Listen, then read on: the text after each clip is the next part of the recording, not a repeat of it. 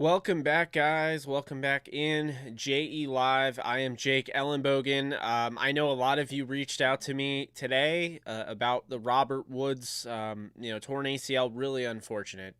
Love Robert Woods. Met Robert Woods. Robert Woods is just awesome in every way. So I absolutely hate that he got hurt. Kind of just left a horrible taste in my mouth. Especially the fact is that I was at a Devils game. Devils Bruins. Devils lost, so that was great. So Devils lost, Rams lost, Robert Woods. Today was just great. No, I was fortunate to go to the Devils game. I felt bad that I wasn't able to get that video out to you guys, wasn't able to go live, talk you guys off the ledge, so to speak, because it's awful news. To get that, right when, everything is going super well and we're talking about it, and it's just really unfortunate, and I hate it. So Robert Woods gonna miss the regular season, in case you did not know. Again, just really unfortunate there. Odell Beckham Jr., though, I guess good news here is that Odell Beckham Jr. is slated to play on Monday Night Football. Would likely look at him as a wide receiver 3, even potentially a wide receiver 4 in this game. We'll see how quickly he gets up to speed. I mean, this is asking a lot out of him. And I think, in all honesty, he might have played anyway. But the Robert Woods injury really changed everything. And you can expect Van Jefferson to be ready to fill in for Robert Woods right off the rip. Knows the offense, can do a little bit of everything. And Odell Beckham Jr. will probably take over that role over time. But at the end of the day, the question is, how much is going to change? What were the plans? It sounded like the plans were 10 personnel, according to Peter Schrager. It sounded like they were going to run 10 personnel. They were going to run a 4 wide receiver set. So whether or not they continue on with that mantra, that's to be determined. We don't know. So, really, I think that they could do that. I think they could use 4 wide receiver sets. I think they still could use Skoranek. I think they could use Higbee, Darrell Henderson. They could use them. But it's going to be very intriguing how much this changes it, because they got Odell Beckham Jr. for the purpose of getting him in combination with the big three receivers. And now that Woods is out, he has to play more of a necessary, needed role. It's not a luxury anymore. But also, let's remind you guys that the big reason why I said you have to go out and you have to get an Odell Beckham, and if you miss out on him, you have to go out and you have to get Josh Reynolds, is because of this: depth. This is a constant reminder that depth matters in this league. The best team is, like, the team that wins the Super Bowl, can't stress it enough, isn't always the best team. You need to make sure you're putting yourself in the best situations possible. And when you have an opportunity to go out and get players like that, you capitalize on it, because this league is unforgiving. This league will turn your plans upside down. And unfortunately for the Rams, they realized that on Friday going into Saturday. He finished the practice, and things seemed fine, and then after further review, he has a torn ACL, and it doesn't even seem like it's a super bad injury either. It seems as though it's a torn ACL. Of course, he's going to miss the regular season, but it doesn't seem like he tore, it's not like an open wound type deal. It's not, like a huge, like a complete ACL tear, MCL, PCL, LCL, whatever. It looks like it's just an ACL. It looks like it is, basically an isolated ACL tear. So Robert Woods will likely, be ready for the next season. The problem with this, and this is not being said enough, I don't know if Robert Woods didn't just play his last game with the Rams against the Titans last weekend. There's a lot of people, not just on here, there's a lot of people just in general that have been clamoring to trade him away. And you guys know me, I've been a big fan of Robert Woods. Not just the fact that I met him, but just he does a little bit of everything, and he does it so well. And he plays such a huge role in this offense. So I just have to, first off, give him props there. But, if it was the last time we saw Robert Woods suit up for the Rams against the Titans, then, I just have to say I really do appreciate the contributions that he made for this team. I appreciate who he is, and I appreciate the fact that I was able to meet him and just how honest he was with me. And just, I mean, he made me feel good. He flat out told me he knew what Downtown Rams was. He knew me. He recognized me. Made me feel good, man. So, I hope he's a Ram for a long time, but I just don't know. This kind of opens up a whole can of worms, because now if Odell comes in, can kind of change everything. If he comes in and just absolutely balls out, I don't know what's going to happen. I can't be honest. I have to be honest. I can't be, lying to you guys and say that I'm not also thinking about the fact that, hey, this might be it for Robert Woods with the Rams.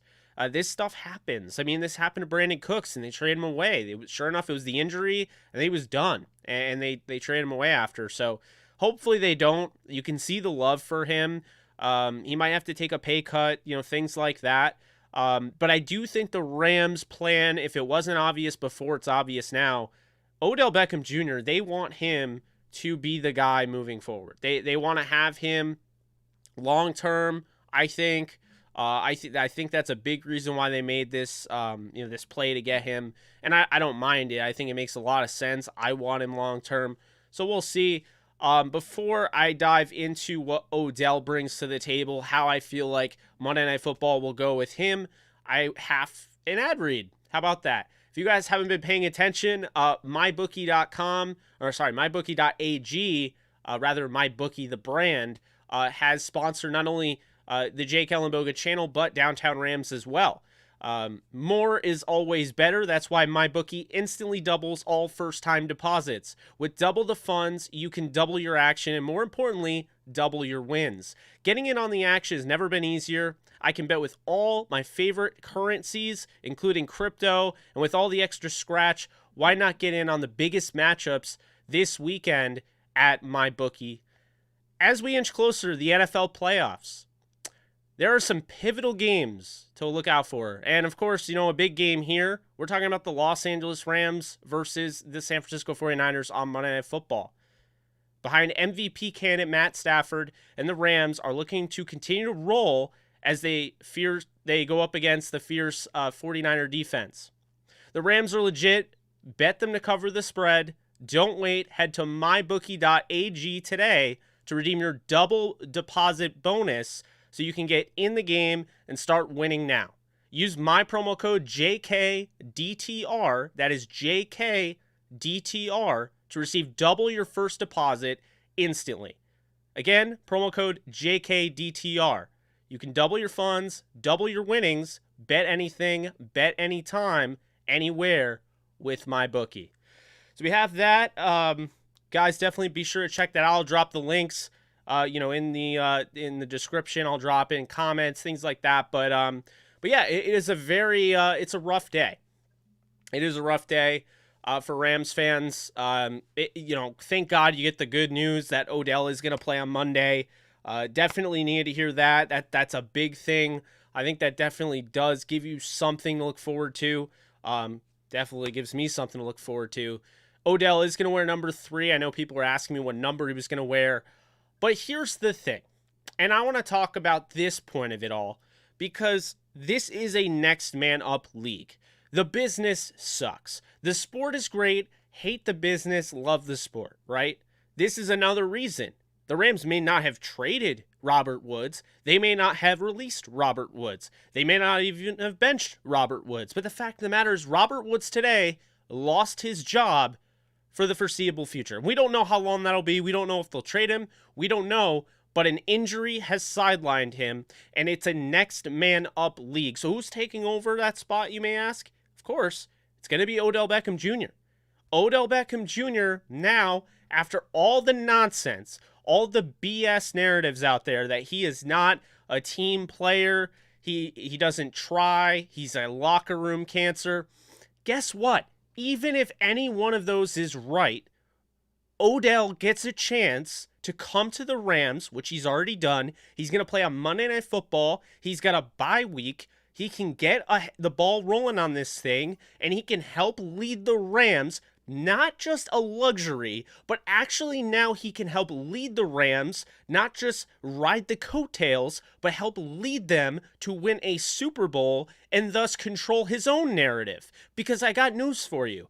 Everyone that wants to trash this man, everyone wants to act like he's the cancer and he's the problem. Guess what? He can flip that all on its head this year if he goes out, he supplants Robert Woods, and helps the Rams win a Super Bowl.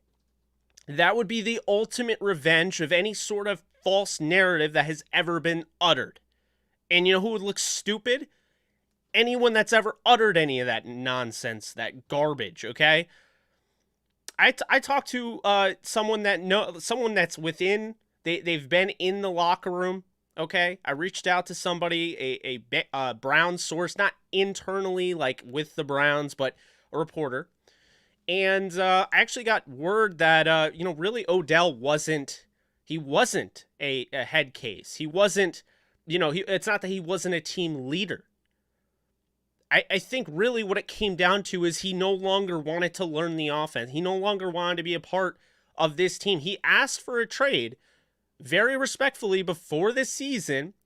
The Browns dragged their feet, and then at the trade deadline, they didn't trade him. So they came to the conclusion, okay, they end up parting ways, and now Odell can focus on what's the future, what's next, and that is being the number 2 or number 3 receiver in Los Angeles. And you know who else, unfortunately, I hate to say wins in this scenario? Van Jefferson. Because Van Jefferson, we've been talking about it. When is his time going to come? Odell comes in. Is Van Jefferson now the wide receiver 4? How much does this hurt his development? Well, unfortunately, with the really unfortunate injury to Robert Woods, because of that, Van is right in the driver's seat to get wide receiver 2 snaps immediately. And while I expect Odell to supplant him as the, de facto wide receiver 2, Van is still going to be getting targets. He's still going to be a starter. They start 3 receivers. He is going to be the 3rd at the very least.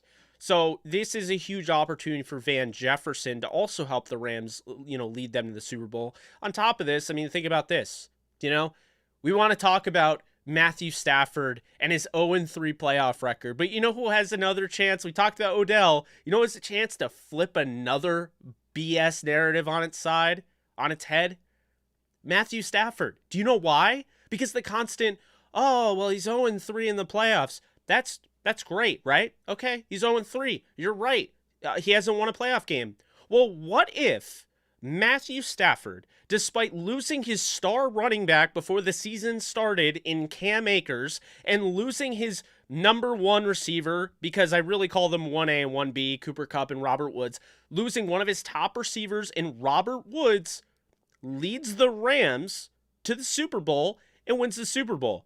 So much for your narrative that he can't play in the playoffs, which is already false because he threw 4 touchdowns in his first playoff game. His defense gave up 45. His running back in the 3rd game was Zach Zenner. Okay, so again, but I love this because the Rams are that team where now you have these guys that have been held to this weird standard. Like Matthew Stafford. No one's talking about the fact that Matthew Stafford, by the way, if Cooper Kupp breaks the record, the last 2 receiver record holders in a single season, Matthew Stafford threw to both of them. Calvin Johnson was the last one. If Cooper Kupp breaks the record, he threw to Cooper Kupp. No one talks about that, but that's a pretty big deal. Am I wrong? So I love this because it absolutely sucks. I hate that Robert Woods is hurt. But I do love that slowly but surely things are coming together where Odell and Matthew Stafford can completely eviscerate that BS narrative that they're not winnable, whatever, like Matthew Stafford can't play in the playoffs and he can't beat big teams and he can't win big games. And Odell, on the other hand, is just a cancer. Oh, you're going to be worse for having Odell. That is a crock of crap. And it always has been. Okay. That is just dumb. Odell can play. Odell's 29 years old. Odell, I won't be surprised, gets to 1,000 yards by the end of the season. Because guess what? It is week 10. Week 10, they are trying to win their 8th game. That means that they're playing their 10th game of the season. That also means that because they're playing their 10th game, this game and moving forward, they have 8 games remaining. Odell has to average around 96 yards per game to go over 1,000 yards. I think he can do that now, and if he does that, man, oh man, people are going to laugh at the naysayers. So I have pretty much been rambling on, going off on a tangent because the whole day it's been about hockey. I've been with my buddy Kyle. Shout out to him if he's watching. Watched the Devils, hard-fought game against the Bruins. Unfortunately, Bruins took over at the end, and we won't even get into the officiating, which is, I feel like officiating is just bad in every sport now. But now it's football time. I just recorded the podcast with Alexis Kraft. If you guys want to check that out, that'll be out later tonight. I have to edit that. So Downtown Rams podcast focusing on everything that's going on, plus the Rams and 49ers preview. And this is kind of just giving my thoughts on the Robert Woods thing. I know because people are asking me, and Odell starting. I don't know if Von Miller's going to start. I don't. He's on track to start, barring a setback. That could be anything. So I am... I'm pretty amped right now. I'm pissed about Robert Woods, but I feel like I'm channeling this more so like angered energy into like positivity, if that makes sense. And I'm not trying to be overly positive to the point where I'm just telling you what you want to hear and not being real with you, because that's not me. But I am saying that I love the opportunity that Odell has personally as a fan of his, and just the fact that I feel like the whole time he has been held to this ridiculous standard. And I just like that he finally is going to be able to control his own narrative. I love that dynamic of it all, okay? But it's going to be intriguing. Do the Rams go out and get Golden Tate? Do they feel like they need another receiver? That wouldn't probably mesh well with Jalen Ramsey. But, hey, Jalen Ramsey wants to win. Feels like he gives them the best option. Maybe he tries to recruit him. Who knows? But either way, buckle up. The Rams' next 8 games, next 8 weeks, are going to be incredibly insane. We have no idea where this is going. This could go anywhere.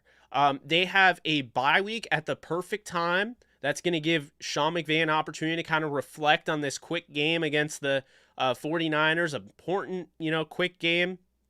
Go right into the bye. And then you have the Green Bay Packers. So it's a great barometer playing Green Bay right off the bye. Great barometer of where your offense and where your defense is at, where you are as a team. And, if what you did, beginning of the season against the Buccaneers is really going to translate moving forward, or if you have to get better. And, I really like the Rams, moving forward a ton. Obviously I haven't won the Super Bowl, but I really, and this pains me to say it because I don't think it's anything against Robert Woods, I don't see this holding them back. I really don't. I really feel like Odell is about to break out. And he may not even know the offense fully, but I'm telling you, I feel like the Rams are going to rally around losing Robert Woods because Cam Akers, that injury happened before the season. You could probably argue that they're playing for him, but it's different now. You went to war with Robert Woods this year, and he gets hurt in practice. Now, every game, I feel like they're going to be playing their hearts out for him. It just changes the thing. And, I think at the end of the day, I won't be surprised if this team comes out and just there's just a fire under their ass, and they just light up the 49ers. I have 31-19. I kind of wanted to change it. I'm going to stick with it, but I won't be surprised if they just blow out the Niners if they, have a statement game.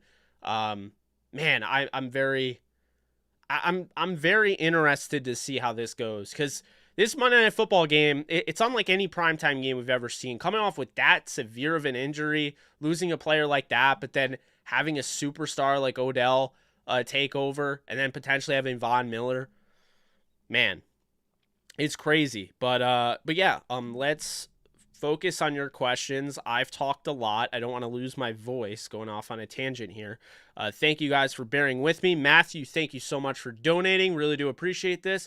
Hate this for Robert. Such an awesome player. Huge impact on early McVay years. Absolutely. Robert Woods is exactly what happens when you go out and you actually do research. You're not a team that, stockpiles cap space like, I don't know, say the Jaguars. You don't just stockpile cap space and sign guys that are getting a lot of money, getting, those big, contract offers and things like that, and you just pay more money. No. The Rams did their due diligence. Sean McVay knew what he needed for his offense. They wanted a guy that could do a little bit of everything, And Robert Woods played in a predominantly run-heavy scheme where he wasn't utilized as the number one because they traded up to get Sammy Watkins at the 4th overall spot in the draft. So they always wanted to throw to him or run the football. And that, to me, really covered up Robert Woods. That was my guy from day one. I liked him coming out of USC. But then when he became a free agent, the Bills made the dumb mistake of not bringing him back.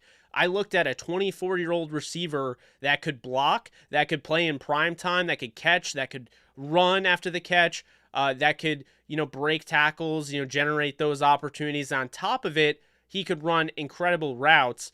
I looked at him as the total package for only $8 million per year at 24 years old. Felt like if he was in the right offense, he could flourish, and Sean McVay, sure enough, did as well. That's one of the best free agency signings in the history of this organization. Does not get enough credit. Robert Woods has been a model of consistency. He's been a dream. He's worked out exactly how you would have wanted him to. And it sucks that he's hurt, of course, but I just got to give credit to him. Got to give credit to Les Snead, Sean McVay for making that happen, recognizing, hey, you could have gone out. And this is another thing Sean McVay doesn't get enough credit for. Sean McVay had familiarity with Deshaun Jackson and with Pierre Garçon, okay? He had familiarity with both of those guys. He could have gotten them both. He decided not to. He didn't go out and get the guys that he already knew from Washington. He went and got other guys that fit his offense better. Sure enough, Pierre Garçon ends up getting overpaid by the 49ers and busting. Deshaun Jackson bounces around from team to team. And Robert Woods here, from signing in that free agency class in 2017, is still with the Rams and is on his second contract extension. That's all you need to know. So this was a great signing for the Rams. Obviously, I don't think I had to tell you that, but I just wanted to highlight Robert Woods there, give him, some praise, because I hate it for him. I really do. Yeah, I want OBJ to silence the bozos too. Trust me. What's up, Nolan? Ramsey wants a ring. He has to hash things out with Golden Tate. I don't think Golden Tate is a must. I'm just saying, if the Rams were to go out and get Golden Tate, I mean, it would certainly shore up, their issues with depth. But I mean, hey, they have Odell. They like Skoranek. They believe in him. They have Koski. I don't mind it. Not much, Nolan. Long day. Was in New Jersey for the majority of it, and now I'm back. Already recorded a DTR pod, so wanted to hop on here, talk with you guys after people asking me what the hell was going on and what the hell my thoughts were on this whole thing.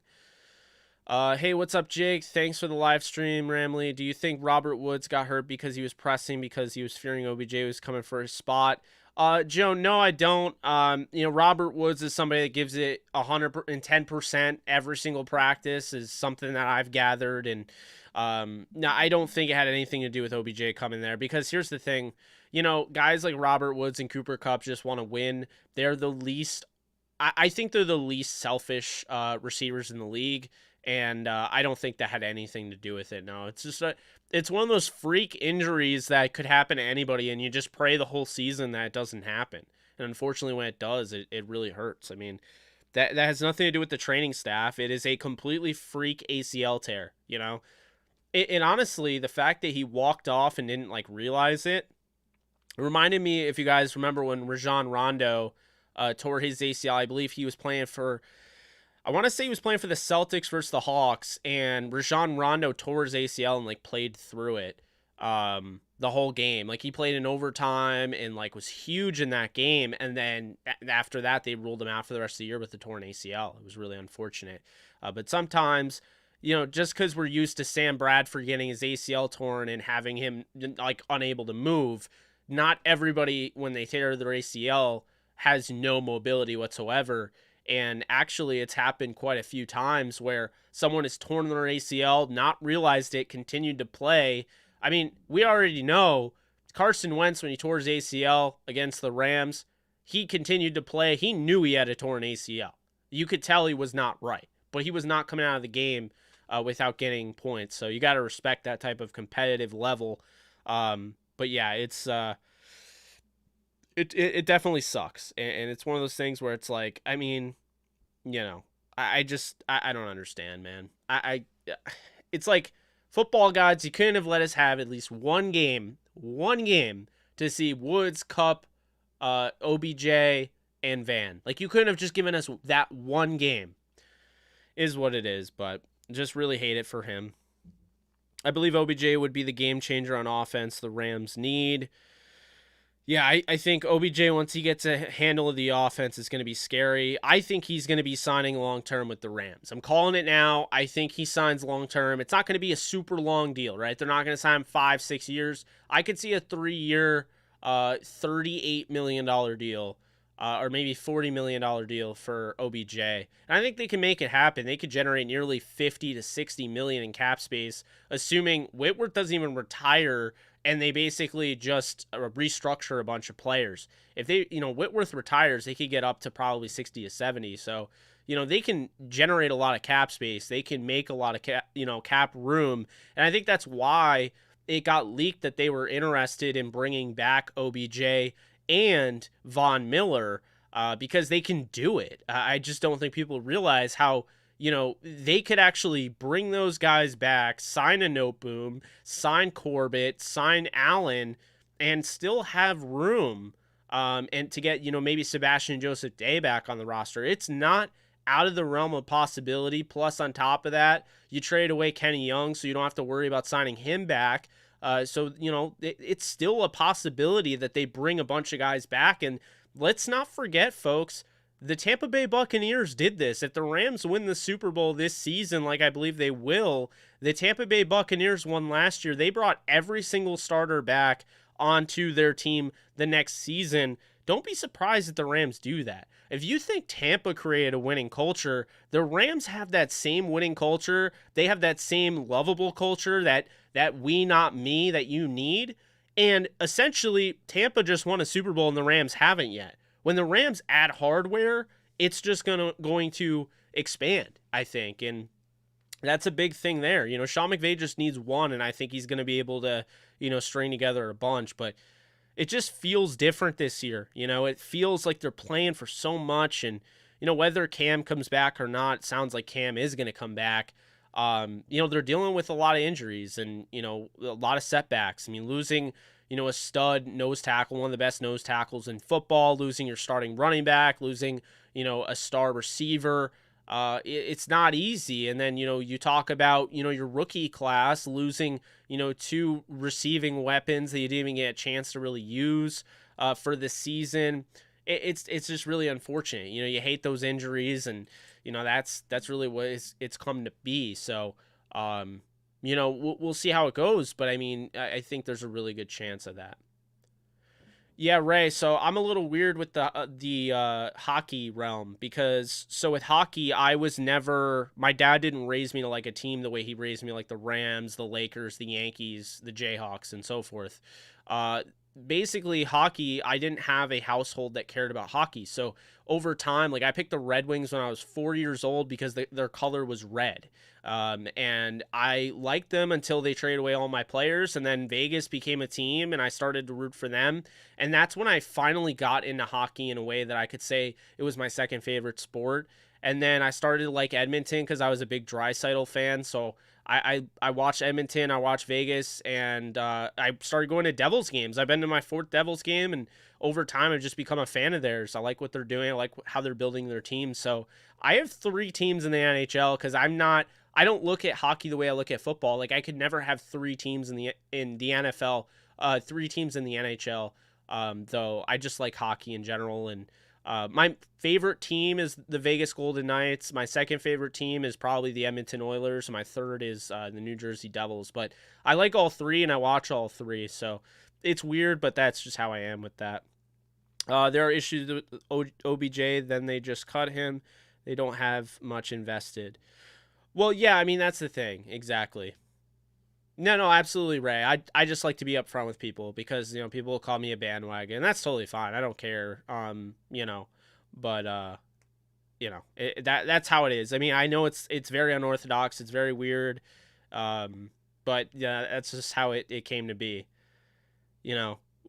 It's funny. I went to the Devils and Vegas Knights game. That was my first ever hockey game. I watched my favorite player at the time, Jonathan Marchessault, get a hat trick.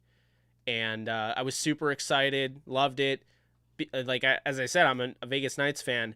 But then I kept going to Devils games because they're not far. They're like 3 hours away from me, and they're cheap. And I've watched this team, grow over the last 2 years or so. And this is my fourth Devils game, so I've just kind of become a fan over time. I go with my friend Kyle. He's a huge Devils fan, got me into them. So, yeah, it was a lot of fun today. I mean, I wish they would have won, but you can't win them all. The Rams, if Todd never tore his ACL, oh, I know. Let's not go there. If Todd Gurley never tore his ACL, oh, dear God. I didn't grow up a hockey fan, but I live in Vegas and have for years. I'm a Knights fan all the way. Yeah, Knights are my preferred number one. If the Knights went up against Edmonton, I'd root for the Knights. The Knights went up against New Jersey, I'd root for the Knights. So Knights are number one for me. That's my main team, but, I know a lot of people in here are Kings fans. I don't mean to offend. I'm just being honest. I did root for the Kings in their championship, a while back. Now more than ever, we need to bolster the O-line. Any free agents to step in at guard really need to have hope over the bye. OBJ gets dialed in. Thank you so much for donating, Mark. I don't really think they have to go out and bolster the O-line. There's not really anybody out there, in my opinion. They're not dealing with a ton of injuries, just Brian Allen. It looks like Coleman Shelton is going to start at center, which could go horribly wrong, but it also could go well. They have guys that I'm very interested in. First off, A.J. Jackson, the UDFA out of Iowa. First off, I love, offensive linemen coming out of Iowa. You have to block if you play at Iowa, and you have to have that, that mean streak. I love the way they coach, up there. And, I think he has a chance in this league to be something. So, I like him. I love Tremaine Ankrum. You guys know that. I love Joseph Noteboom. I'm not the biggest Bobby Evans fan, okay, but, I think they have some depth there, and, I think these are guys that have been cross-trained, with Aaron Cromer, where you feel like, okay, they could slide in at the center position here or slide in at guard or tackle, and you feel good, and Noteboom is a starting caliber player. He just honestly doesn't have a role right now because of how, deep they are on the offensive line, but Ankrum, I think, also has a shot as well. And Sean McVay mentioned during the offseason that Tremaine Ankrum can play all 5 positions. So if push came to shove, I think he's definitely going to be active on Monday Night Football. And I think there's a chance he could play center if Coleman Shelton has to be pulled. I think they'll give him that nod. I don't know if it's confirmed yet. I'm leaning towards Brian Allen being out since he didn't practice at all. That's really hard to not practice and then just have your center trot out there. But hey, it's happened before, I'm assuming, so, maybe it happens. Didn't grow up an NFL fan, but I'm glad I'm a Rams fan, not the Chargers. There you go. It's not always easy, I mean, I'm a big fan of, not everybody has this scenario, but I just love being able to watch my team with my family, and not everyone has that. So with hockey, it's kind of like, look, my dad's tried to like the teams I like, but really at the end of the day, he just doesn't care about hockey the way I do. And it took me a while to get into them, like into the sport the way I do. So, that's another thing. Kings growing up in SoCal, watching them at the Forum with Bernie Nicholas. Jake, do you truly believe that the Rams will blow out the Niners? Like you say, this will be one trap game for the Rams. The Niners are going to break that home losing streak on Monday night. Believe it. Coach, I don't think it, like 31-19 to me isn't a blowout. That's what I'm sticking by. I'm saying I wouldn't be shocked if they do. If the Rams come out and just punch the Niners in the mouth, I won't be shocked. If the Rams come out and absolutely terrorize Jimmy Garoppolo, I won't be shocked. If the Rams come out and showcase Odell Beckham Jr. in front of the entire country and have him go off, I won't be shocked. What it comes down to is the Rams have all the talent in the world, and I think they're a better team than the Niners. It's just a matter of putting it together and, having Sean McVay be able to beat Kyle Shanahan, because he hasn't been able to do it the last 3 times. They're 0-3. And, 2 Rams killers that I keep bringing up, like big-time Ram killers, are going to be active in this one. You have Deebo Samuel. Obviously, we know what he can do. And George Kittle. So, I mean, they got to make sure they hold them in check, and we'll see. But I don't think it's going to – I'm not predicting a blowout, so to speak. 31-19 to me isn't a blowout. 31-19 could be, 24-19. Rams get, a touchdown at the end, make it look better. But yeah, I don't think it's going to be a blowout, but I won't be surprised if it is. And I like I said, I won't be surprised if the Rams come out with just another level. This offense just hits another level because they're playing for Woods. They come out, firing all cylinders. Won't be surprised. They have all the talent in the world to do it. They have the coaching. I just, like I said, nothing will surprise me this Monday night except for, maybe the Rams losing 2 straight. Sean McVay is 16-5. When losing a game, he's 16-5 coming off that loss. Very rarely loses back-to-back games. So, that's kind of like where I'm leaning there. Cooks is not an option, no. No, guys, I mean, I'm going to be honest with you. This is pretty much what you're going to get. Maybe they add Golden Tate, but you have to be comfortable with what you have here because this is it. You don't get opportunities to go out and get an Odell Beckham Jr. type of player during the midpoint of the season after the trade deadline. It's honestly, as Sean McVay said, it's unprecedented. It hasn't happened in his coaching career. So there's really not much room to improve the receiver room. At this point, you have to have confidence in a guy like Ben Skoranek if you're the Rams. You've already played him a bit in games, this year, the last 2 games, I might add. So he's going to be the 4th guy, and then maybe Koski gets in. But yeah, I don't see them going out and getting anybody. Like I said, maybe Golden Tate, but there's not like a bevy of receivers out there that I would be interested in. I'm sure you could probably find some off the practice squads and stuff. An interesting name, for instance, the Steelers have not added him to the active roster. They actually added Steven Sims Jr. to the active roster over him, and that is Anthony Miller, who is a former 2nd-round pick out of Memphis. Young player, he could be an option. He would probably provide some good depth, but there's not a ton out there where I'm like, okay, yeah, the Rams could just pick this guy up. And I wouldn't say that they would necessarily be a good fit. Like Alshon Jeffrey, I don't remember the last time he played football. I don't know how much better he would be than Skoranek or JJ Koski, who know the offense. I think it's already asking OBJ a ton to learn this offense midway point in the season, but it's asking him more than I've ever seen to, have him go out there and potentially start on Monday Night Football, only being with the team since Friday. Keep this in mind, okay? He signed a contract on Friday. He was unable to practice until Saturday. He practiced today for the first time, and he's going to go out on Monday Night Football and play. That's incredible, man. If he has a game, that is incredible. There should be no debating it. Like, I mean, this guy, he has superstar written all over him, so I'm hoping he gets that opportunity for sure. Okay, Skoranek looks promising, to be honest. Would have been nice to see Harris get some playing time. Is he out for the season? He is, unfortunately. Wish I didn't have to tell you that, but yeah, he is unfortunately out for the season. Do you worry about the Niners getting interior pressure on Stafford similar to Tennessee? Sorry.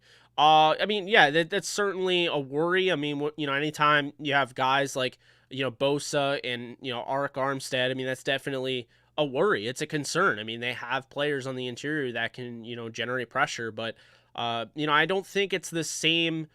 It's not the same as the way, like, Jeffrey Simmons is playing some of the best football in the league at the interior defensive lineman spot, and Danico Autry is making the Colts look stupid for letting him go. So, I just think at the end of the day, those two are playing really good football. You have Harold Landry off the edge, Bud Dupree. It was just the perfect storm for the Titans, and I don't really see that with the Niners. Keep this in mind. Bosa hasn't been playing at, the usual elite level. Neither has Fred Warner for the most part, and they've been using Samson Ebukam a ton, and he hasn't been amazing by any stretch. So, I mean, this will definitely be a big test for them. They're going to have to stop the run, which, they've had a little bit of an issue doing, especially in that secondary. They're going to have to make sure they make some plays because they're not going to have Tavon Wilson, their strong safety, ruled out for the game. And on top of that, Drake Kirkpatrick, who I may not be his biggest fan, And I do find it funny to this day that he laughed about going to the Rams and still has not gone to a team where he was able to win. But that's neither here nor there. They still have a very talented corner in Emmanuel Mosley. And I do think that's somebody that, could be a difference maker in this game. They have players. And again, you have a guy like Fred Warner that can play. He hasn't had his best season, but he's definitely a very good football player in his own right. One of the best linebackers. He just hasn't been playing his best.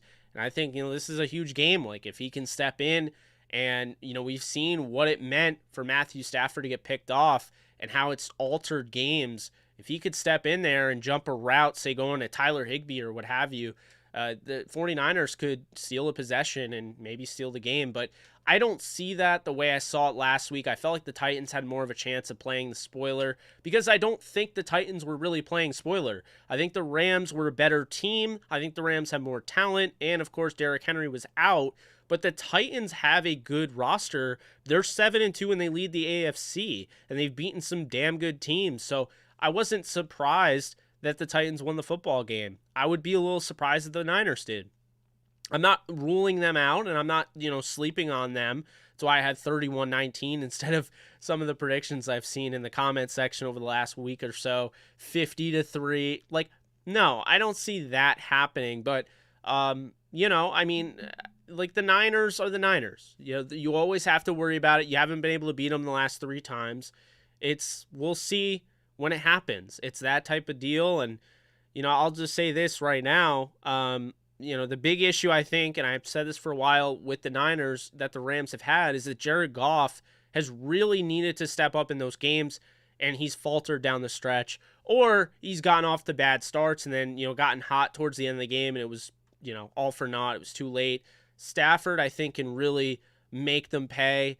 I think he can make the throws that Goff failed to make. There were opportunities against the Niners to win those games, and they just didn't get it done. So I just think, this game will be, more of a statement win, and a win where it will really help Sean McVay mentally. He will never admit it, but that has to be on his mind. Not beating a team 3 times in a row, that has to be on his mind. I mean, you're human. You have to have that in the back of your head at the very least.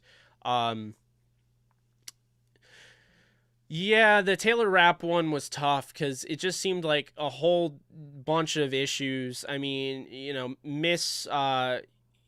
just basically, missed assignments. The communication was off. We don't know if it was Ramsey or Rapp. We'll never know who was truly at fault. But at the end of the day, it was an awful play. And it sucks that it ended on that. But, the best way to not lose in the final seconds, make sure you don't lose in the final seconds. Make sure you win the game and take care of the game before it gets to that point. And that's a big thing. The Rams have to finish games strong, and this is one of those games where they're going to have to finish this one strong and make sure that the Niners have no chance of coming back, because this is a team, for the most part, besides the Colts game, and the Arizona Cardinals game, they've really done a nice job of kind of staying with teams. The Bears game didn't start out all that well. You saw some flashes out of Justin Fields. The Bears got off to a good start. You look at, Khalil Herbert running well. I think he ran for 100 yards in that game. Like, they had that game going well.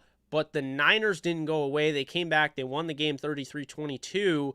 And then you look at the Green Bay Packers game where ball bounces a different way, or, bad pass or something could have absolutely led to a 49ers win. That was a loss at home 30-28 against one of the top teams in the NFL. So I wouldn't rule out the Niners as if they're this jobber, but I wouldn't be necessarily running out to bet on them against the Rams, because if you're looking at this from, this is Sean McVay, Kyle Shanahan has his number, yes, but completely new quarterback, completely new offense. This is not the same offense Jared Goff ran. I got news for you. And it's just a completely different situation. Plus, you have just the fact they're going to be motivated without Robert Woods, the fact they have Von Miller potentially playing and OBJ. Just seems like it's just a bad. Also, the Rams this year are probably the best road team that they've been since Sean McVay has become head coach of the Rams. This road team is very good. They seem more explosive on the road than they are at home. As a matter of fact, the Rams are 7-0 on they're 7-0 and then they're 0-2. Their 2 losses have come on the road or come at home. So they're only 2 losses, albeit they came against the Cardinals and Titans, great teams, but they came at home. And I just feel like the Rams, they play with more explosiveness and they go for the jugular more when they're playing on the road, and that's what I do like. So we'll see, but this is one of the best road teams this is the best road team I think that Sean McVay has coached, and this is one of the best road teams in all of football. That's another thing to keep in mind. So I'm not about to say the Niners don't, they have no chance of winning, but the Rams, this is a tough game against the Niners.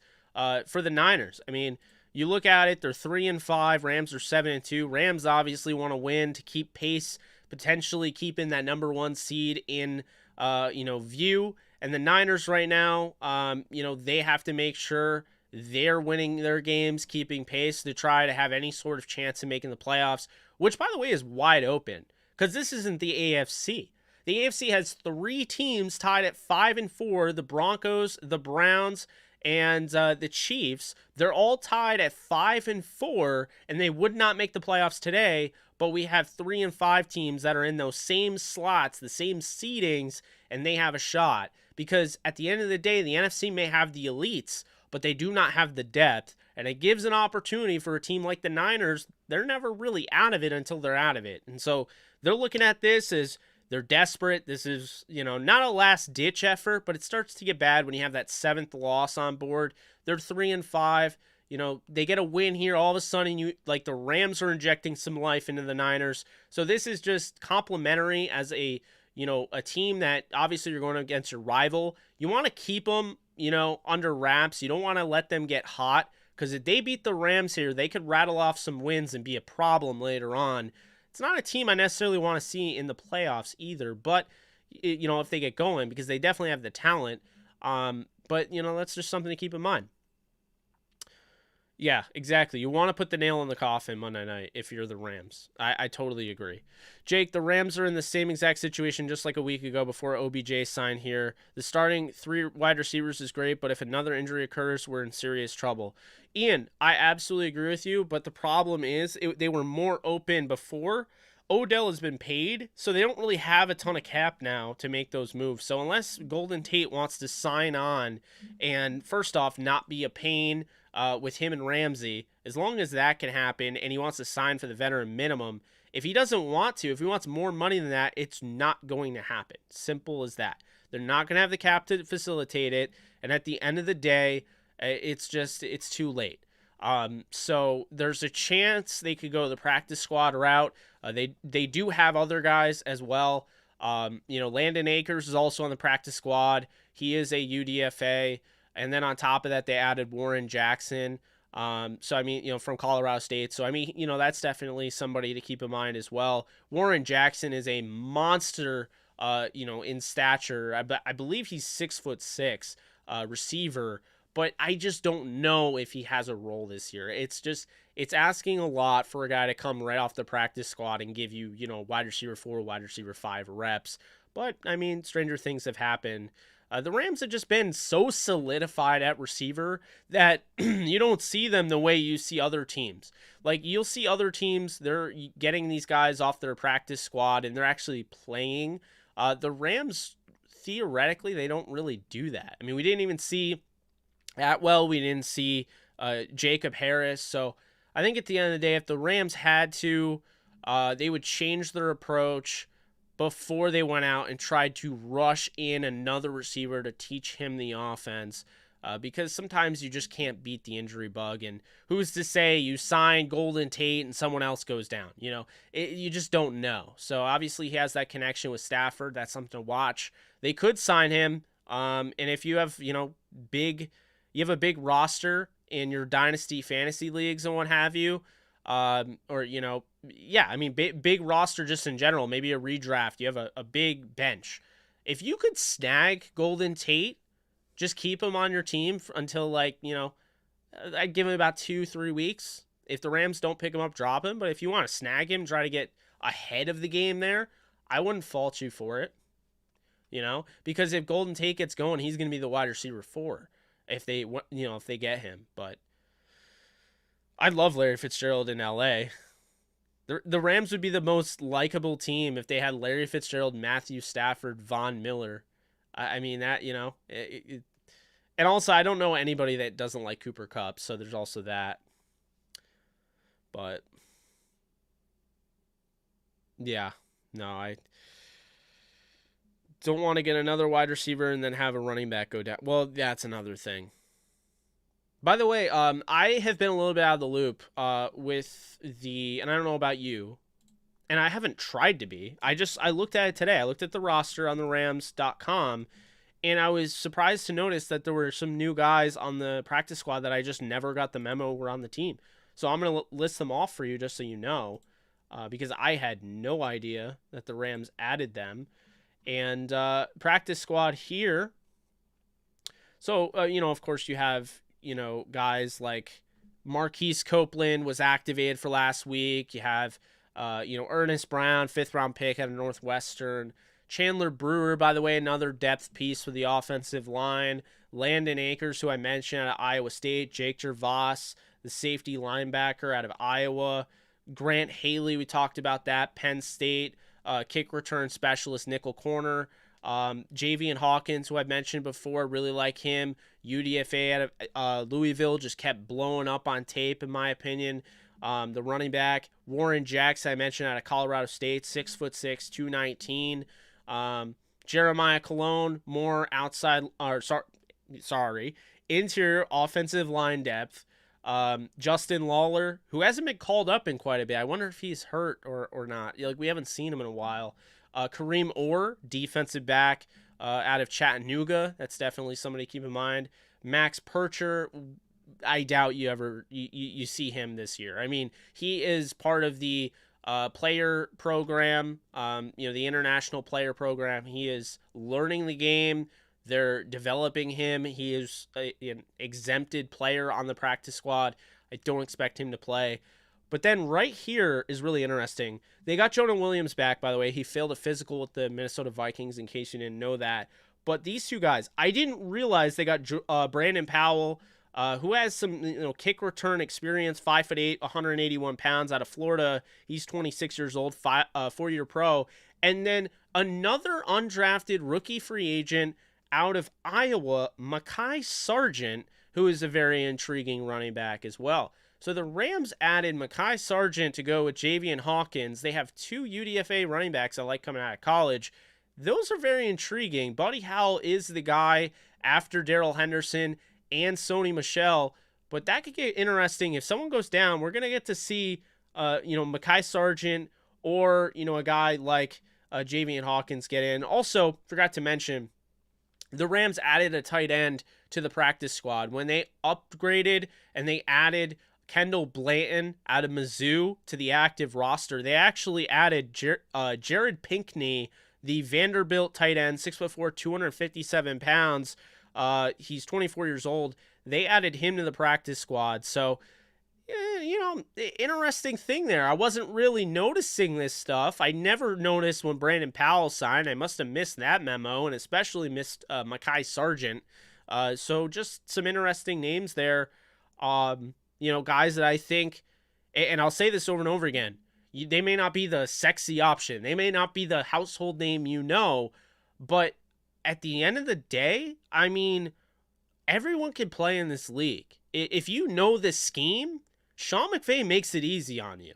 And so I think that's a big thing there where, Mekhi Sargent, who played for the Tennessee Titans, UDFA out of Iowa, he's an older UDFA. I think that was on purpose. The Rams went out and got a 24-year-old UDFA.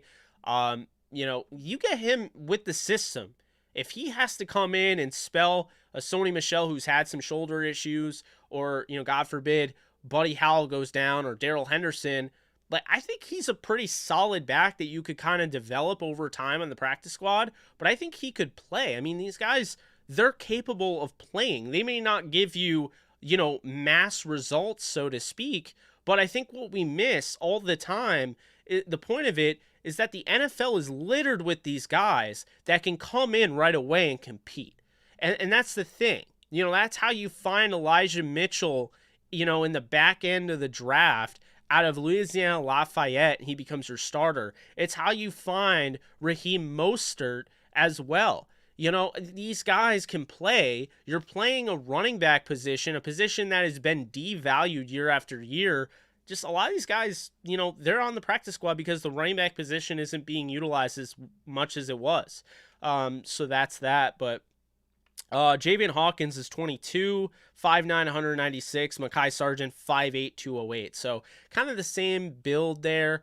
You know, Sargent I don't think is as explosive as Javian Hawkins, but you know, I definitely think it's interesting there. It's something to keep in mind moving forward. And keep this in mind, guys. I don't know if anybody is using the practice squad the way the Rams are. It seems like Sean McVay every single week is activating 2 to 3 guys from the practice squad, and they are making use of it. And, you know, they're giving these guys, and this is the cool thing, if you're in the building for the Rams, they're giving you an opportunity to come up, earn your keep, and then get activated onto the active roster and sign. And I mean, I can name multiple instances where this happened. I mean, just kind of going through it, let's just talk about it. I mean, JJ Koski, he was on the practice squad. Now all of a sudden, you know, he has been added to the active roster. Another guy here we could talk about is Jameer Jones. I mean, he was claimed off a practice. You know, the Steelers released him, tried to add him on a practice squad. He was claimed off waivers, but that's a guy. Antoine Brooks, perfect example. And interestingly enough, the Rams have former Steeler draft pick out of Maryland, 24-year-old, 5'11", 210, Antoine Brooks, listed as none other than not a safety or a corner, a linebacker. So that's something to keep in mind there. Buddy Howell, another practice squad guy. Tyler Hall, another practice squad guy. They're using every inch of their roster and all of their resources to make sure that they are developing the best roster possible. Christian Roseboom, for instance, didn't make their practice squad because he was claimed by, not claimed. He signed on to the Chiefs. He didn't, you know, eventually they signed him off the Chiefs practice squad. He's back and he's on the active roster. This is what happens. The Rams are giving these guys opportunities to earn their keep, and it's working. And I can't name too many teams in the league that are using the practice squad the way the Rams are. It's really impressive. They've really leaned on these guys for a team that has Super Bowl aspirations. They've been leaning a lot on these UDFAs and these unproven guys to go on special teams to, you know, I mean, Buddy Howell, you know, got carries the other day. It's just something to keep in mind. Tristan Jackson looks better in these horns anyway. Hey, Jake, would really love to see Tristan Jackson sign off the practice squad. He knows the offense, and I think he can play. Think they pick him up. Brandon, I think that would be a nice move, and potentially that's where they would go, you know, should another injury occur. But, yeah, I mean, I wouldn't be against it. I like Jackson. I definitely can see why people would want him back, so that's something to keep in mind. John Brown is in Jacksonville. He signed on their practice squad, so that's intriguing. Actually, I see now that you mentioned that, so that's something. By the way, Brandon, thank you so much for donating. Just realized that. Matthew, again, thank you so much for donating. Love your work, man, but I am going to have to teach you young guys how to put the old school curve on the bill of your caps. Seriously, though, keep it up, man. Oh, man, I love the flat brim. I will say this, when I played baseball for years, I would never be the guy with the flat brim hat. I thought it came off as, I don't want to say the word on here, but, you know, it starts with a D, and it rhymes with Yushi, if you know what I mean. But no, I mean, you know, I prefer it this way, and I've just been wearing it this way ever since. So if I was playing baseball, it'd be a curved brim, but I'm a big flat brim fan. So I like Sko. He's a big receiver we could have success with. I like Skoranek too. I have no issue if they want to roll with Skoranek as wide receiver 4. If they want to give Koski, Landon Akers, Warren Jackson, Brandon Powell, the wide receivers they have on the practice squad, active roster, a shot as well. I wouldn't rule it out if they want to give Mekhi Sargent a shot, if they want to give Javian Hawkins a shot, as a pass catching guy. But, I mean, they're going to figure it out. They know what they're doing. Obviously, the Woods injury sucks, but again, they have a plan. I mean, they didn't. It's not like they are blindsided by the news, but there are guys you have to keep in mind that are paid to make sure that they have plans in case things like this come up, because it's the NFL and things like this always come up. So, Yeah, I don't have my Rams lid on today, just because I haven't taken my Devils hat off. I just felt like wearing it, and I didn't feel like putting my Rams hat on at this moment, just because it was already on, But Ben is lanky, lengthy, and decent. Previously asked by someone, when do Goff and Gurley come off the books? I think they're already off the books, by the way. Like, Goff, I think, is completely off the books after this year. Gurley has been off the books. I think this was, last year was his last year, I think. Even with Woods is out, do you think the Rams will beat the... Yeah, I think the Rams will beat the Niners. Oh, that's a great question, Ian. I don't know how that'll work. Juju also wore a number in the 40s at one point, 45, I think. So I think he would... No, 46. So I think he would just move to 46. Yes, Nolan, let's get to 100 likes. Please thumbs this thing up. Would really appreciate it. Guys, make sure also to join the Discord channel. Link is in the description. And also, one second here. I'm going to... Let's see... 1 second.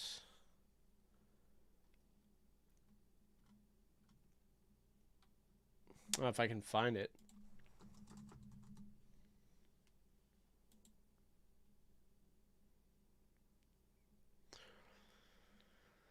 Yeah, I'm not a Clippers fan, never will be. I honestly kind of hate them, but I just try to keep it cool on here because I know there are some Clippers fans out there. But yeah, I'm a Laker fan. That won't change. Make sure to join the Rams. I have a Rams fan challenge. That's right there. Nope, that's definitely not the link I wanted.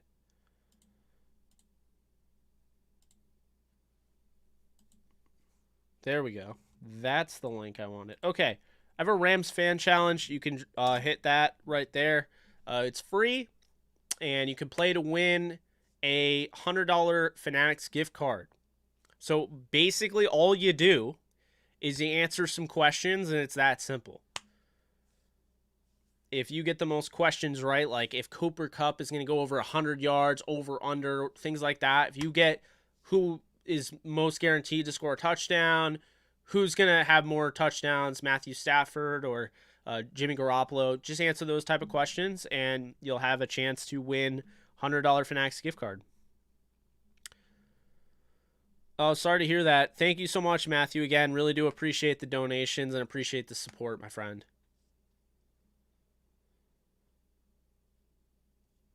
Kawhi's going to miss the entire season. Dear Lord. Yeah, Joe, I'm going to edit that when I get off this stream. So I'll make sure to get that out. I'll get that out at some point later tonight.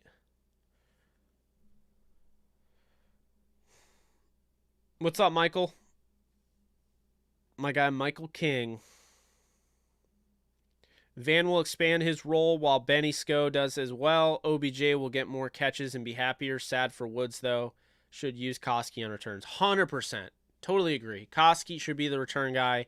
I like him returning. I'm a big fan of the way they have this right now. I mean, I think they're ready. Again, obviously I realize kind of, how it sounds. Oh, sure, now you're happy with Skoranek at 4, but you weren't before when you got OBJ. The thing is, guys, it's different for people thinking that. It was way different. When you have a chance to get Odell Beckham Jr., changes the game. Now you don't have a chance to get anybody like that. So you're stuck. You made your best attempt to make Odell Beckham Jr. or Van Jefferson your 4th best receiver. And now, due to injury, They're not. But be happy you did that, because if there was an injury, Skoranek would be the number 3 receiver right now. And I think that's a lot of pressure to put on a 7th round pick. That wasn't utilized a ton in college. If you really look at it, he wasn't utilized a ton in college either. So, you know. Yeah, special teams, it kind of comes with the coach, you know. What's up, Will? How's it going? Great question, Philip. I think the Rams will get OBJ in position to succeed. They'll do things that, you know, work best for his skill set. First off, I think it's very simple. OBJ can throw the football. Okay, so if you wanted to just get him involved in this game, but dude, I'm literally recording and there's a fly. Like, are you kidding me? So if you want to get him involved in this game somehow, try to, you know, creatively and throw a defense off, you could use him in a trick play situation where he throws the football. In addition to that, you could use him as a running back. You can line him up in the backfield. On top of that, you could use him in jet motions and end arounds. This is somebody that you get the ball in his hands and let him work in space. He is so dynamic in the open field. It is incredible. And on top of that, he's also a great receiver. He can be a deep threat, which, you know, I think obviously we knew he was a huge upgrade over Deshaun Jackson. He can essentially replace the Deshaun Jackson role, period. But on top of that, he can do so much more. So I think there's so many ways to, yeah, right, the fly wanted to be a part of it. You know, I think there's so many different ways to get him involved and do right by him, but do right by the offense and not focus so much on him that you're hurting the offense, trying to get him involved. Like we saw that can happen, you know, DK Metcalf forcing it to him in the playoffs and, you know, having the pick 6 by Darius Williams. That kind of, you know, that reared its ugly head. It showed you know, DK wanted the ball so bad, they forced it to him, and it turned out to be kind of the game-crushing interception there. You know, so you don't want to do that, but, you know, I think at the end of the day, Odell, you know, can help you in so many different ways. It's just bubble screens. The Rams will do it. If it's end arounds, the Rams will do it. Rams are going to get him the football in this game. Make no mistake about it. He's going to have an opportunity to work in this game and make things happen. And I won't be surprised. I have him scoring a touchdown in this one. That's like my bold prediction as far as, you know, the receivers are. But, you know, I think that's what I would say. Jake, if the Clippers asked you to write for them, would you still hit the Clippers? I wouldn't write for them. I don't think I would work for an NFL team. I don't think I'd work for an NBA team. I don't think I'd work for a professional team, and here's why. Because as soon as I did that, and it's no disrespect to anybody that does, but as soon as I did that, I can't guarantee that I'd be able to do these live streams anymore. I would be constantly monitored. My social media would have to be completely like robotic. I wouldn't be able to have my own thoughts and things like that. I would be controlled, and I'm a big fan of having my creative structure. I like doing things my own way. If I didn't, then I'd be part of a network on our podcast. If I didn't, then I would be doing this on a network. If I didn't, I wouldn't be going out solo doing these videos. I love creativity and the freedom of creativity, and I feel like obviously it would suffer. The quality of this would suffer if I had to abide by certain rules. Wouldn't be able to be honest with you, and I would never do that. So definitely never selling out. I can tell you that much. Oh, sorry. I got to update myself here because I need to know. Let's see here. Oh my God. I hope they pull it off. Kansas just scored a touchdown. They have a 95.1 win percentage. I love it. Jalen Daniels is going off. I love it. Look, they've won one game all year. If they only win 2 games and one of them is beating Texas on the road, scoring 49 to do it, I'm fine. That is fine by me as long as you're showing progress. Man, I love it. Great question for Esperanza. I mean, what it comes down to is the offense could change without Woods. I know they'll probably use the same verbiage and things like that, but Woods was opening the door for Cooper Kupp. People don't realize that. Woods was taking things off. The defense was focusing on Kupp, but then Woods would run certain routes, whether it be a rub route, picks, things like that to get him open, get him out in space. His blocking. Keep in mind, on 4th and goal, or fourth down and 1, or what have you, they handed it off to Sony Michel. Michel got the first down, converted the 4th down conversion against the Titans. Do you realize who the lead blocker was? It was Robert freaking Woods. They had Robert Woods be the lead blocker because that is how good he is at his job. And the Rams are going to miss that. I'm sorry. Odell, I think, is this solid blocker. He's got to get better for sure. If you want to be as good as Woods at that, you have to get a lot better. Woods is upper echelon at, as a blocker. Obviously Van, has to step up as well. But that is definitely, it's a big loss for sure. I'm not going to sugarcoat it. It is a big loss losing him, especially his blocking is just so, impressive. So, he did the dirty work. Absolutely, Nolan. Hey, Jake, how'd you get into the Rams? Yeah, so my father, when he was a kid, grew up as a next-door neighbor to Jim Youngblood. He ended up moving to New York and raised me to be a Rams fan. That's literally as simple as it gets. That's why I'm a Rams fan, and I've been watching them ever since. What do you mean Odell couldn't block his grandma? Oh, man. The narratives out there have people thinking Odell Beckham is just this guy that runs straight down the field, don't they? That's fine, as long as the narrative also shows those plays where he runs straight down the field is open and Baker Mayfield throws it 10 yards behind him.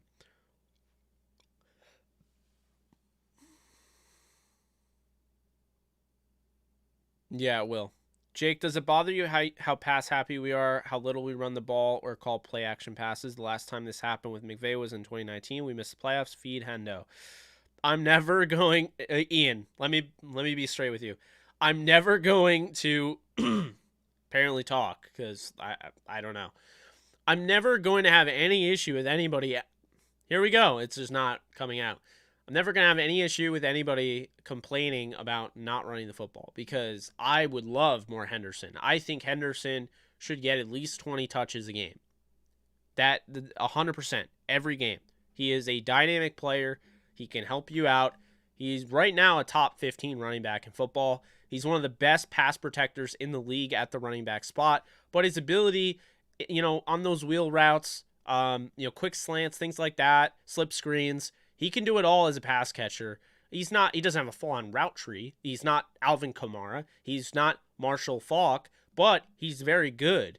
And on top of that, this is somebody that's now running, north and south instead of going, east and west. And I think that's a credit to him learning the game as a running back in the NFL. He's not playing college ball anymore, and he realizes that. He's creating yards that aren't there. He's having a hell of a year.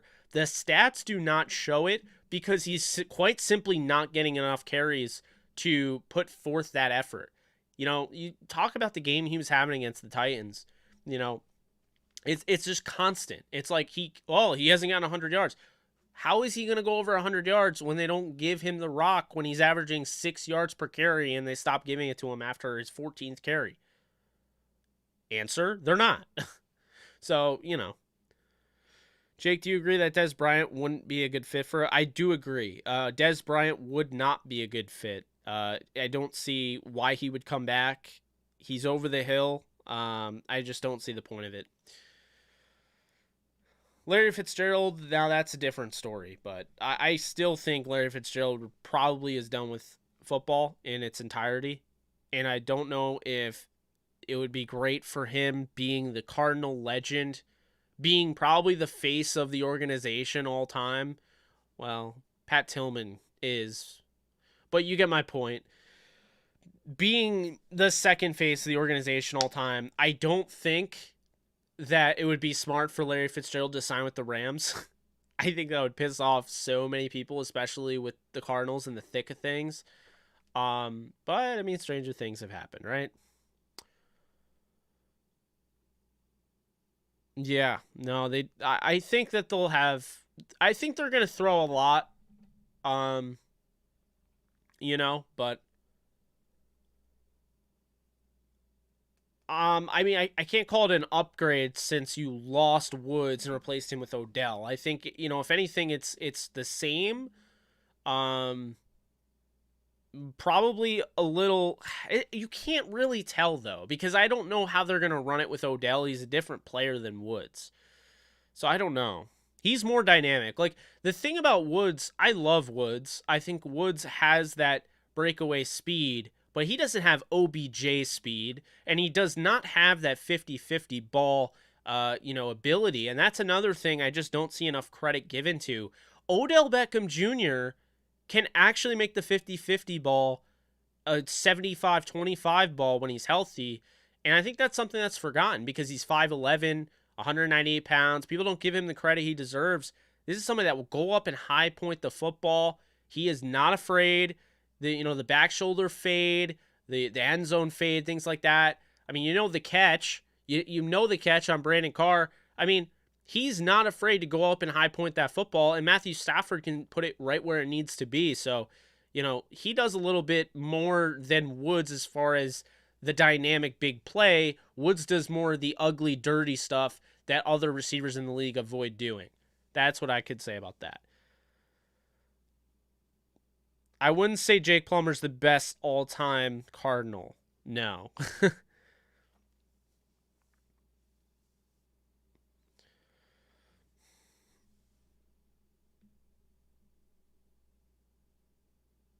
Yeah, it's just, like I said, I think, and I don't blame people. It's hard to believe it if you don't watch it, but, OBJ, he is a guy that can win that 50-50 ball. But hey, guys, I don't know if I have mentioned it much in this. By the way, appreciate it. We're at 3,500 views. Really do appreciate that. We've been streaming for almost an hour and 20. Be sure to get the likes up. It really does help me for once this stream is posted as a video, it helps. Right now the likes are at 72. I'd like to get it a little, maybe around 125 to 150, since we have 176 people on YouTube. We have other people on Facebook and Twitch, which I appreciate. Thank you guys for tuning in. So please be sure to like this, hit the thumbs up. Let's get this at least triple digits. I'm looking at 125 to 150. That would be pretty awesome. Yeah, I don't know. Names are all over the place, aren't they? Next, we're going to hear about J.J. Koski being the face of the Rams. Thumbs up, baby. Thumbs up. Okay. Thumbs up if you believe Odell Beckham Jr. is going to have a good game on Monday Night Football. Let's keep it going. Yeah, Von Miller, the like button. Jake, if when Justin Hollins comes back, will the Rams play him exclusively at outside linebacker still, or they play him inside? Interesting, really good question, Ian. I don't really know for sure, but I do think that versatility he possesses, he can play both at a high level. And that was one of the great things, what it comes down to is that was one of the great things when he was able to, work with Vic Fangio and Brandon Staley over the last 2 years. They were able to kind of, get that out of him, allow him to learn that position. It added more value to his player. And I think it's big, and the Rams are going to take advantage of it and use it. And why not, So, yeah, I definitely could see him playing both. I don't think he'll be strictly either. I think we'll see a little bit of both. No, Odell never had a quarterback the level of Stafford. You are absolutely right, Hilltop, and I cannot wait to watch it.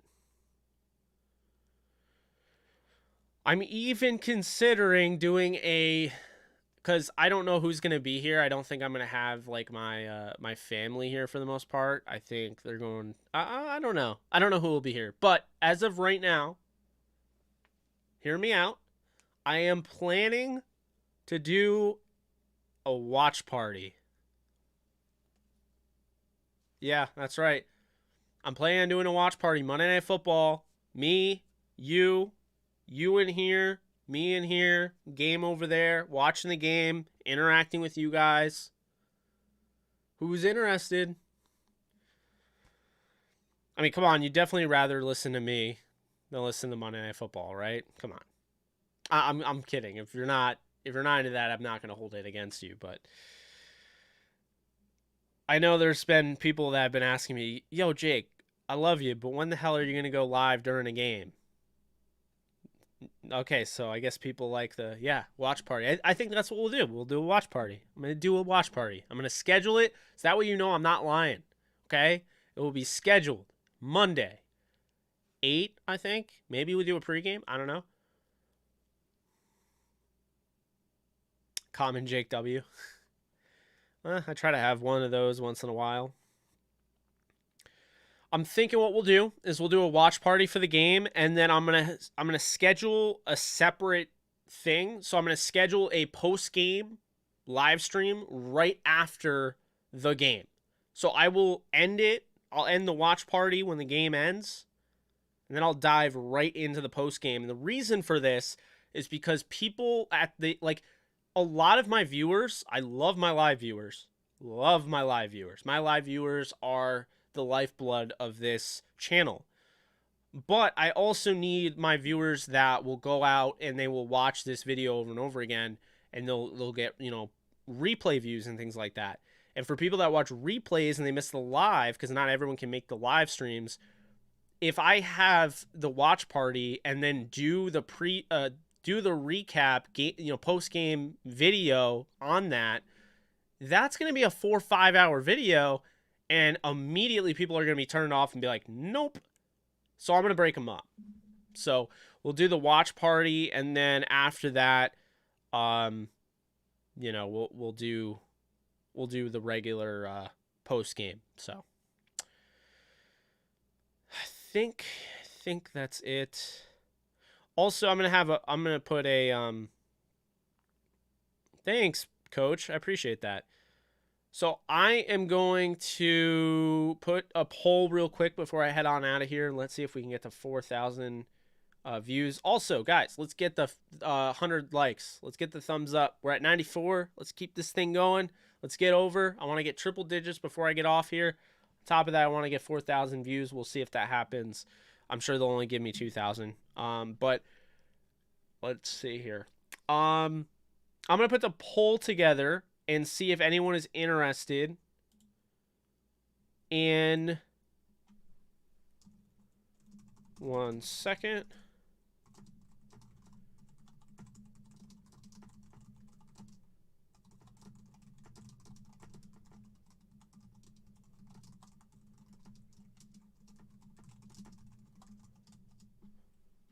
All right. Simple as it can be. I listen to all of you. I listen to what you guys want. That's why the Rams are, this channel is predominantly Rams content. But I just posted a poll. Would you be interested in separate live shows on this channel, like betting and fantasy football? The reason I'm asking this is because I'm considering making this channel like your on-demand type of deal, where I can do betting shows. We can talk about the best bets I have for the day, go through my articles that I write on the game day. We can talk about fantasy football. I want to make this, I want to keep growing this thing, see who I can reach, continue to build this, because it's growing. But I want to do right by my audience. I want to see what you guys are interested in. If you guys are interested in that, let me know. I have 11 votes so far. If everyone could please like the video and drop a response to the poll. And I'm going to take a long nap, I assume, after this, because I am beat. I barely slept today. Then I went to a game, and I was in the car for a total of 6 hours today. Then I did a podcast, and now I'm doing a live stream. So it's been a it's been a long day. Good day though. Good day. Well, try. All right, we're making the most of it. Okay, nothing about this day was good as far as the outcome. Right? The Devils lost. Robert Woods is gone for the season. Like that stuff sucks. But we're trying to be positive and All right, so it looks like the majority of you, there's only 21 votes, but the majority of you, it looks like the majority of you are cool with doing more live shows, less Ram-centric, and the Ram stuff doesn't go away. It's in addition to that. It's doing more content, not sleeping, not breathing, just constantly putting out content, different type of content. I feel like that's probably the way to go, so we'll probably do that. I mean, if everything works out, I mean, my goal is to have a show every single night, to go live every single night. And I think the betting shows could go very well. I mean, I'm already writing about it, so. Kansas better not blow this.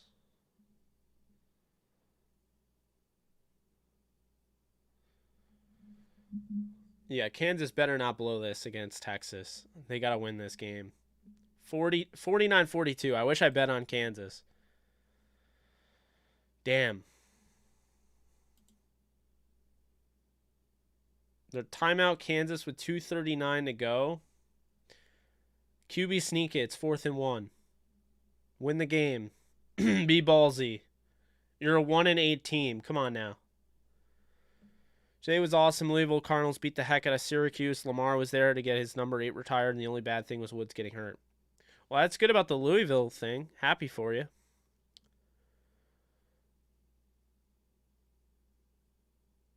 I can't imagine Rams trading and releasing another player before they played a snap under their contract extension. Woods isn't going anywhere. I talked about Golden Tate a little bit. L.A. Ramelia. I just don't. I don't know if that's going to be a realistic thing.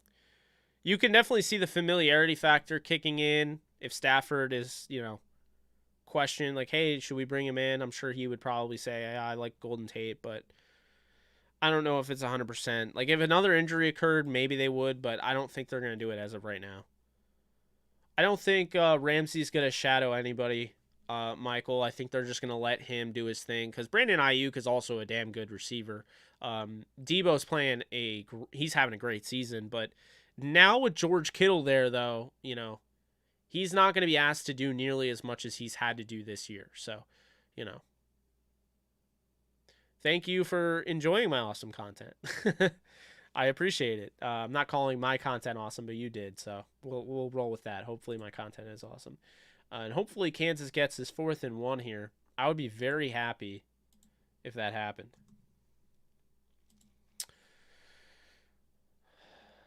We're almost at 8K. Tell all your friends to subscribe to the Jake Ellenbogen channel, 85% Rams channel.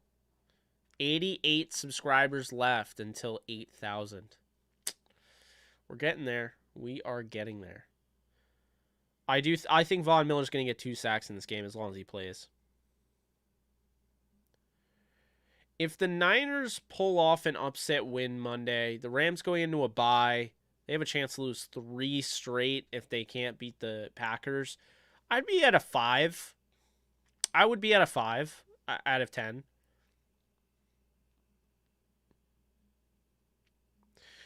Actually, guys, I'm going to announce this. Obviously we have to wait until it happens, but I don't know if you guys know Tom Grossi. Let's see here. One second. Yeah. Tom Grossi, who does the Pack Cast. Looks like the Jayhawks got stopped, so crap. It's 2:34. Texas has the ball, 49-42. Oh, unsportsmanlike conduct penalty on Texas, so they just got pushed back. That's funny. Okay, so yeah, Tom Grossi and I are trying to do, yes, the Grossi Posse. We're trying to do a collab, yes. Okay, I forgot to mention this. So the week of the Packers-Rams game, we are trying to do a cross-platform collab. I go on his show, he comes on my show, and we've already like agreed to do it. It's just a matter of making it happen. So I'm pretty excited. I haven't done a collab with anybody for any of these previews, but I respect him a ton.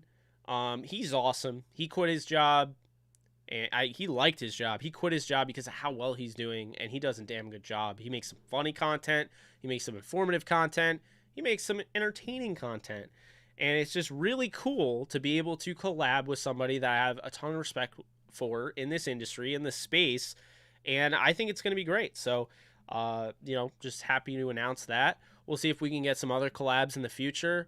But yeah, have been really quiet on the collab front, but maybe we'll start adding more people to that list. But yeah, big name there on YouTube. So really excited to do that. I mean, of course, again, we have to work it out, but him and I have both agreed we want to both do the crossover. And I think it'd be a lot of fun, obviously, for the Rams Packers week. That game is absolutely monumental at this point in the season. So we need to have a big crossover for that. But yeah, I mean, we're gonna have the crossover there, and who knows what the future holds. But oh man, you put in a lot of time and work to bring awesome content to Rams fans. Respect and thank you, Jake. Thank you so much, Red State Rams fan. I really do appreciate you. You're always on here. I always notice you. So, really do appreciate the consistent support that you show me. So it goes both ways. No separate live shows if it all takes away from our Rams content. Joseph, it wouldn't take away from the Rams content. It would just be additional content that I wouldn't have done regardless. So if anything, it would be just more content. I wouldn't be taking away from the Rams content. I'd still be doing my thing. But, I think it'd be cool to add other shows to this channel. Potentially adding even co-hosts and adding, we already have 2 shows on this channel. You may not even realize it, but we have the JE Live show, which is basically anytime I go live, I just brand it as JE Live. And we have, which we didn't have a podcast this week. We decided to push it back another week because we weren't entirely ready and we didn't want to rush anything out there. But the Devil's Eyes podcast. So if you guys are into horror, that would be your horror thing. And when, the MCU starts getting riled up and there's some more stuff, I'm going to get back into that. And as you guys know, it's going to be a lot easier for me because I'm going to be doing just live from now on. I'm going to be doing just live videos. So we're going to do more MCU stuff. We're going to be doing horror stuff. We're going to be doing NFL stuff, betting stuff, fantasy football stuff. We're going to be doing Rams stuff. We're going to be nonstop doing stuff, okay? That is the goal. That is, at the end of the day, I just want to keep putting out content.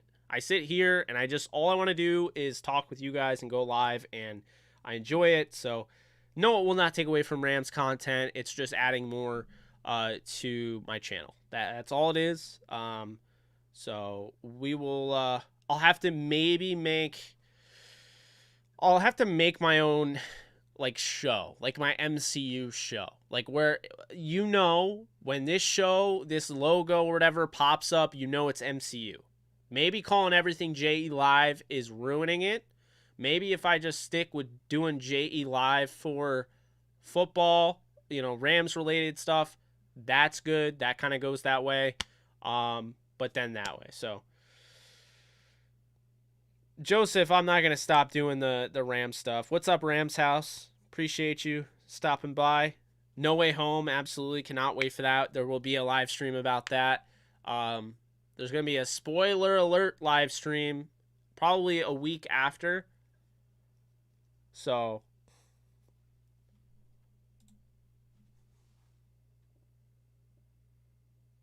did it happen? No way.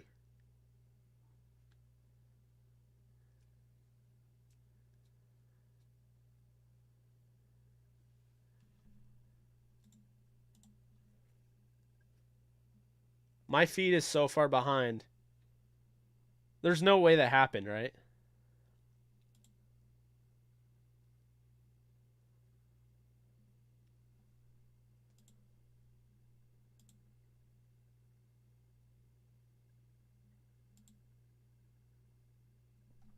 I don't see interception. I don't know how far behind it is. Yes! Let's go! Let's go!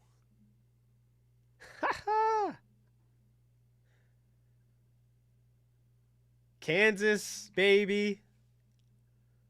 2-8. Texas is back, right? I love this. Let's go. I am so... All right. That... It's a shame I didn't bet on them. Because I was this close. I almost threw a money line bet. It was like 5,000 or whatever. Plus 5,000. Something crazy. Because no one would have given the Rams a chance in hell to... Or Rams. The Jayhawks a chance in hell to win this. Wow. As long as they don't screw this up. But I'm pretty sure the game's over now.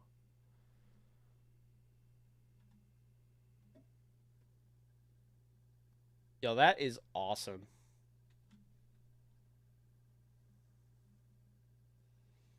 That's so awesome. Kansas Jayhawks upset the Texas Longhorns. All right, I'm going to be that guy. Just letting you know. I'm going to do it right now. I'm going to say it. Texas was the team. Texas was the program that made a big deal about arrangement. They wanted to basically go to the SEC to have a chance in football, and here they are now. They're going to be 4-6. They just lost to my 1-8, now to be 2-8 Kansas Jayhawks. And you're telling me this is the team that wanted realignment. This is the team that said we need to go against better competition, but just lost on the road to a team that only has one win all season to South Dakota. That's hilarious. It's rich, and I love it, and it's so Texas. I'm so funny, man. So funny.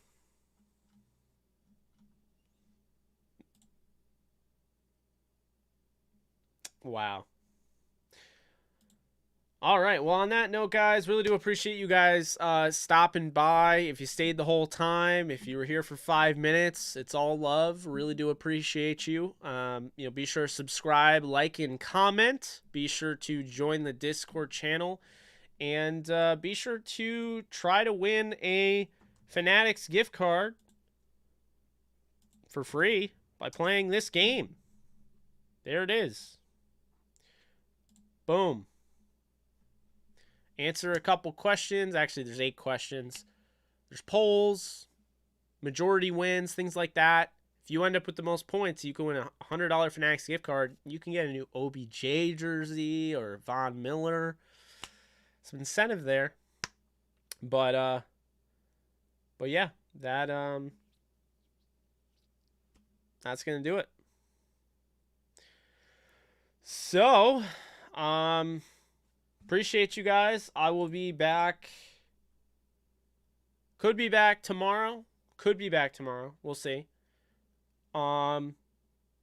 New pod, Lizard King, is going to be coming out tonight, late tonight.